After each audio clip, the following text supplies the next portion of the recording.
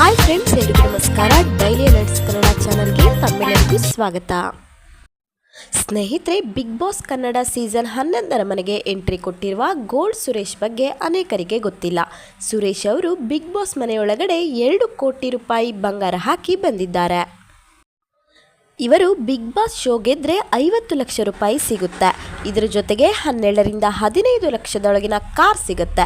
ಆದರೆ ಇವರು 2 ಕೋಟಿ ರೂಪಾಯಿ ಬೆಲೆ ಬಾಳುವ ಬಂಗಾರ ಹಾಕಿಕೊಂಡು ಎಂಟ್ರಿ ಕೊಟ್ಟಿರೋದು ವಿಶೇಷವಾಗಿದೆ. ಗೋಲ್ಡ್ ಮ್ಯಾನ್ ಎಂದೇ ಹೆಸರು ಮಾಡಿರುವ ಸುರೇಶ್ ಅವರು ಮೂಲತಃ ಬೆಳಗಾವಿಯವರು. ಈಗ ಬೆಂಗಳೂರಿನಲ್ಲಿ ನೆಲೆಸಿದ್ದಾರೆ. ಇವರು 10ನೇ ಕ್ಲಾಸ್ ಮುಗಿಸಿದ್ದಾರೆ. ಮನೆಯವರು ಎಷ್ಟೇ ಒತ್ತಾಯ ಮಾಡಿದ್ರೂ ಇವರು PUC ಓದಲಿಲ್ವಂತೆ. ಸುರೇಶ್ ಅವರು ಮನೆ ಬಿಟ್ಟು ಬೆಂಗಳೂರಿಗೆ ಬಂದರು. ಅಲ್ಲಿ ಕಂಪ್ನಿಯೊಂದರಲ್ಲಿ ಕೆಲಸಕ್ಕೆ ಸೇರಿಕೊಂಡ್ರು. ಇಂದು ನನಗೆ ಏನು ಸಿಕ್ಕಿದೆಯೋ ಅದನ್ನು ನಾನು ಎಂದಿಗೂ ಕನಸು ಕಂಡವನಲ್ಲ. ಬೆಂಗಳೂರಿಗೆ ಬಂದಾಗ ಒಂದು ಸಣ್ಣ ಕೆಲಸ ಸಿಕ್ಕರೆ ಸಾಕು ಎಂದುಕೊಂಡಿದ್ದೆ. ಎಲ್ಲವೂ ದೇವರು ಕೊಟ್ಟಿದ್ದೆ ಎಂದು ಸುರೇಶ್ ಅವರು ಹೇಳ್ತಾರೆ. ಸುರೇಶ್ ಅವರು ಆರಂಭದಲ್ಲಿ ಕಟ್ಟಡ ನಿರ್ಮಾಣ ಸಂಸ್ಥೆಯಲ್ಲಿ ಕೆಲಸಕ್ಕೆ ಸೇರಿಕೊಂಡ ಇವರು ಕನ್ಸ್ಟ್ರಕ್ಷನ್ ಸೂಪರ್ವೈಸರ್ ಆಗಿಯೂ ಕೆಲಸ ಮಾಡಿದ್ದಾರೆ. ಸುರೇಶ್ ಅವರು ಭಾರತ ಲೈಟ್ ಫೌಂಡರ್, ಡೈರೆಕ್ಟರ್ ಹಾಗೂ CEO ಕೂಡ ಹೌದು. ಅಂದು ಬೇರೆಯವರ ಕಂಪನಿಯಲ್ಲಿ ಕೆಲಸ ಮಾಡಿದ್ದ ಸುರೇಶ್ ಅವರು ಇಂದು ಸ್ವಂತ ಕಂಪನಿಯನ್ನ ಹೊಂದಿದ್ದಾರೆ. ಸುರೇಶ್ ಅವರಿಗೆ ಮದುವೆಯಾಗಿದೆ. ಇವರಿಗಿಂತ ಪತ್ನಿಯೇ ಹೆಚ್ಚು ಓದಿದ್ದಾರೆ. ಆದರೆ ಇವರು ಪತ್ನಿಯ ಮುಖವನ್ನು ಎಲ್ಲಿಯೂ ರಿವೀಲ್ ಕೂಡ ಮಾಡಿಲ್ಲ.